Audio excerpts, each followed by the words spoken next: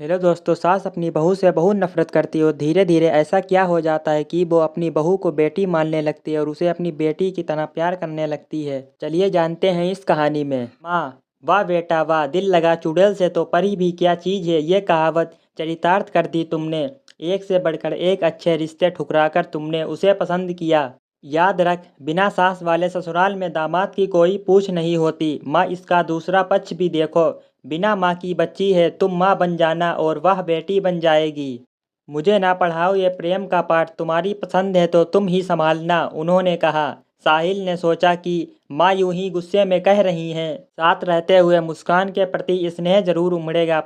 पंडित जी ने विवाह की तिथि निकाली और नियम समय पर सब संपन्न हो गया। मुस्कान भाई बहनों में सबसे छोटी थी, उसके पग फेरे तक बहनें रुकीं।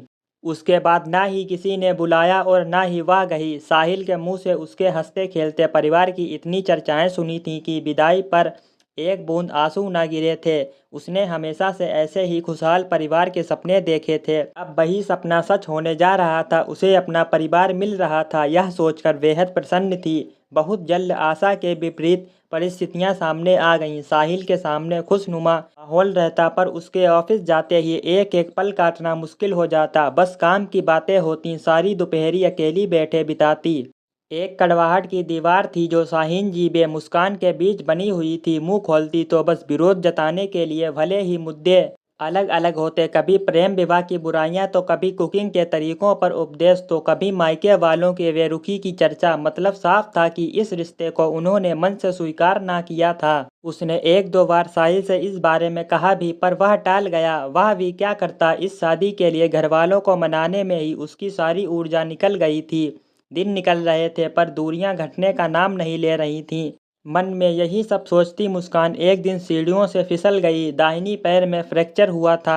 डॉक्टरों ने 3 हफ्ते के लिए प्लास्टर चढ़ा दिया था। ऐसे में वह पूरी तरह से पराजित हो गई थी। ससुराल में काम करते हुए फिर भी वक्त गुजरता है। अब मरीज बनने के बाद उसे दिन पहाड़ से लगने लगे थे। ऊपर से जब तब रिश्तेदारों के फ़ोन आते रहते।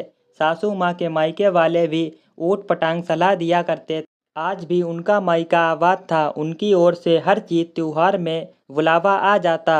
एक दिन शाहीन जी की माँ ने ये तक कह दिया कि मुस्कान को मायके भेज दो, अब क्या बुढ़ापे में बहू की सेवा करोगी। उनके लिए बड़ी दुविधा की घड़ी थी। एक और जहां बहू के आने से गृहस्थी से छुट्टी मिलनी चाहिए थी, वहीं जिम्मेदारियां बढ़ गई थीं। उन्हें फैसला लेना था, अपना मायका या बहू का मायका। बहू की भोली सूरत आंखों में नाच गई। जब आज तक वह अपनी माँ से मिलने की ललक रखती है तो भला मुस्कान के दिल पर क्या बीत रही होगी। दिल पसीज गया था, वह भी तो एक माँ है। उनकी बहू को माँ चाहिए, सास नहीं। आखिरकार उनके अंदर की सास को हराकर माँ की ममता जीत गई थी। अपनी माँ को फ़ोन मिलाया और कहा कि ये मेरी बहू का मायका है, वह यहीं आराम करेगी। जिसे मुझसे मिलने की उत्सुकता हो वह शौक से यहीं आ जाए। मेरी बहू के मायके में आप सबका स्वागत है।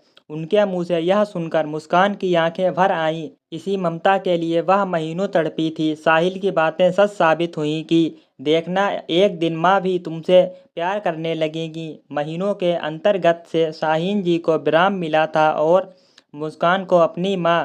साहिल ने भी चैन की सांस ली थी, उसके विश्वास की जीत हुई थी। सबके हृदय में प्रेम ने घर बना लिया था। दोस्तों, आपको अगर कहानी अच्छी लगी हो तो एक प्यारा सा कमेंट और हमारे चैनल को सब्सक्राइब जरूर करें। चलिए मिलते हैं अगली एक और न्यू कहानी में।